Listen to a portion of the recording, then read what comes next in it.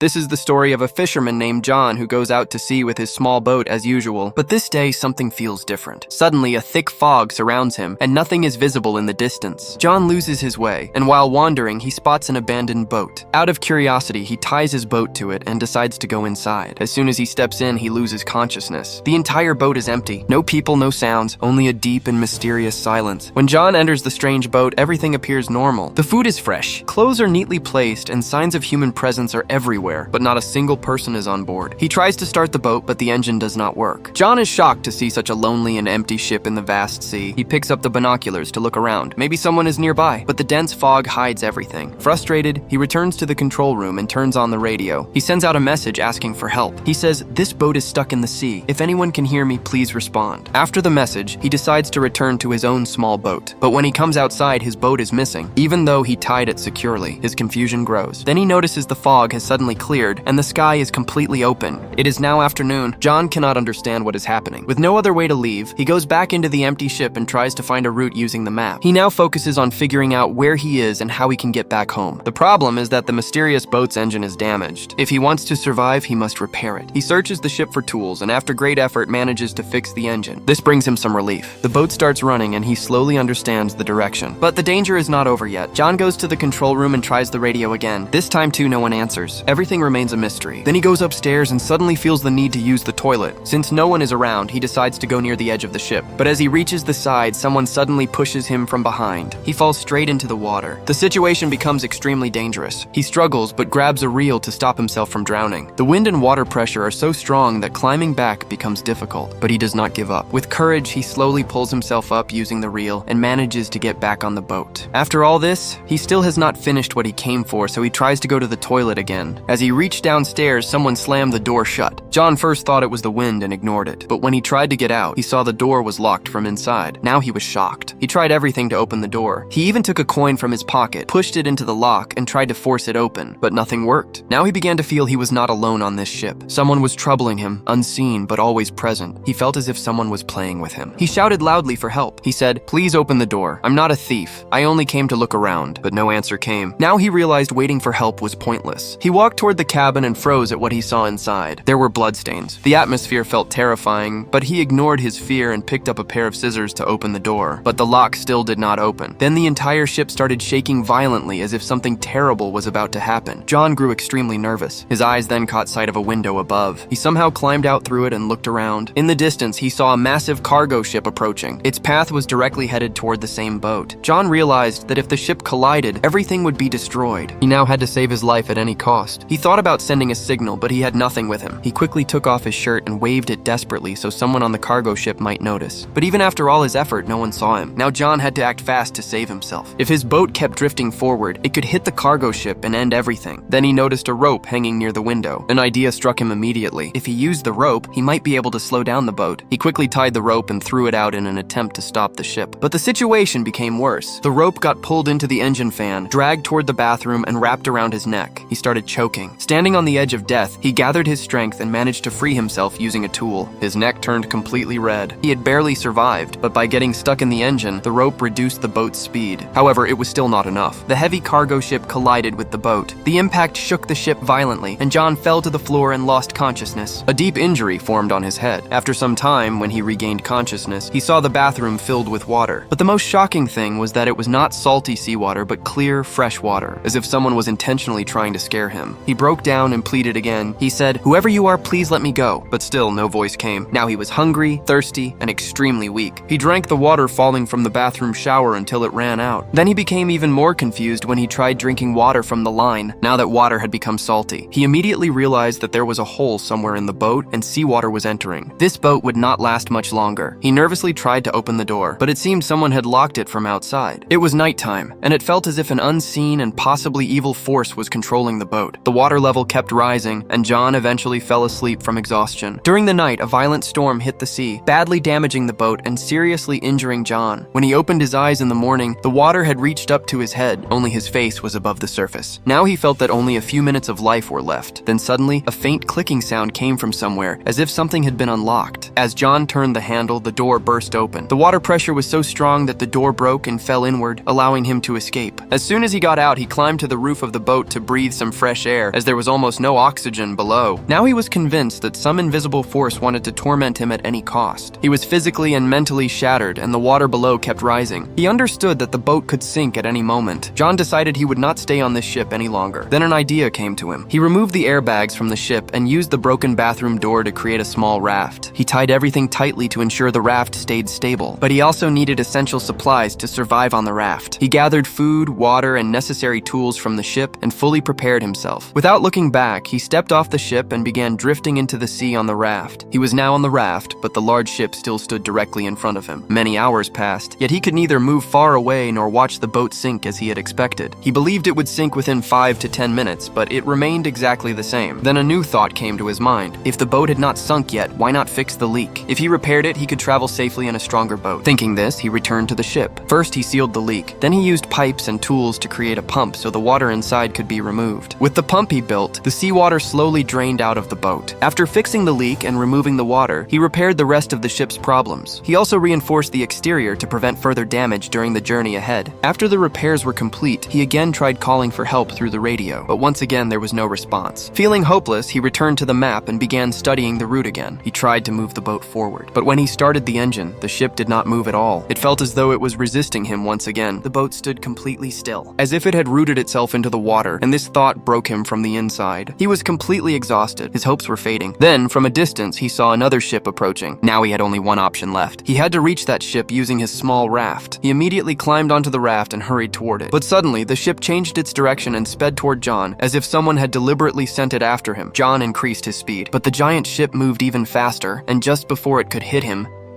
John made a final desperate decision to jump off his raft and swim toward another boat he saw drifting away. But by the time he reached the spot, that boat had vanished. Then he realized that some evil force tied to this mysterious ship was not letting him escape. He decided that even if he risked his life, he would never return to that boat. But by evening, the water grew extremely cold while he was swimming. Dolphins swam below him, but the temperature kept dropping. Unable to endure the cold any longer, he was forced to return to the same boat. He was so tired and sick that he couldn't think anymore. He quietly wrapped himself in a blanket and slept in the room. When he woke up in the morning, he again decided to leave the ship. But now there was a new problem. The room door was shut tight. He panicked and slowly began to have a mental breakdown. He could not understand why this was happening to him. Then his eyes fell on a small cabin inside the room. When he opened it, he discovered a passage leading upward, a ventilation shaft that could serve as an escape route. He crawled into the cabin, which turned out to be a cramped storage space. Every time he tried to climb up through the storage area, he slipped and fell. He suffered several injuries from the falls, but he didn't give up. After trying again and again, he finally reached the top and attempted to open the vent window, but it wouldn't move at all. It looked as though it had been sealed intentionally. Now the oxygen in that narrow space was also running out quickly. Breathing became increasingly difficult. The door below was still locked. He couldn't return to the room. He felt certain this was his final moment. But then he heard the same mysterious clicking sound again. The cabin vent unlocked with a snap. With a shout, John rushed out without wasting a second. Fresh air hit his face and gave him a moment of relief. When he came out, he noticed the boat was heading toward a small island. Seeing this, a spark of hope rose in his heart. Maybe he would finally be free from this terrifying boat. As soon as the boat reached the shore, he jumped off immediately. He suspected there had to be someone on the island responsible for everything happening to him. Fueled by anger, he picked up a stick and began exploring the island. But soon he was confused. There was not a single trace of human life on the entire island. Now John was filled with anger and fear again. As soon as he left the island, a new scene appeared before his eyes. The same mysterious boat that brought him here was now moving across the calm sea as if searching for its next victim. Seeing this, John became completely convinced that both the boat and the island were controlled by some dark force. He had to escape at any cost. His life was still in his hands. He explored further and reached the highest peak of the island. From there, he saw another island far away in the distance, but it was so far that he couldn't clearly see what was happening there. As John wandered around the island, he slowly made his way back to the shore, but when he reached there, his eyes filled with tears. This was the exact place where his journey had begun. Everything looked the same. The same old boat tied at the same spot with the same people standing around, as if nothing had changed at all. The whole atmosphere felt untouched, like time itself had never moved forward. John stood frozen in shock. He couldn't believe that the nightmare he went through had actually happened. But now a new question troubled him. How did his boat return to the same place? And what was the true nature of this strange island? He didn't know whether it was all real or just a horrible dream, but the suffering he went through, that was the only truth he was sure of. If you enjoyed this movie explanation, make sure to like the video and subscribe to the channel for more amazing stories.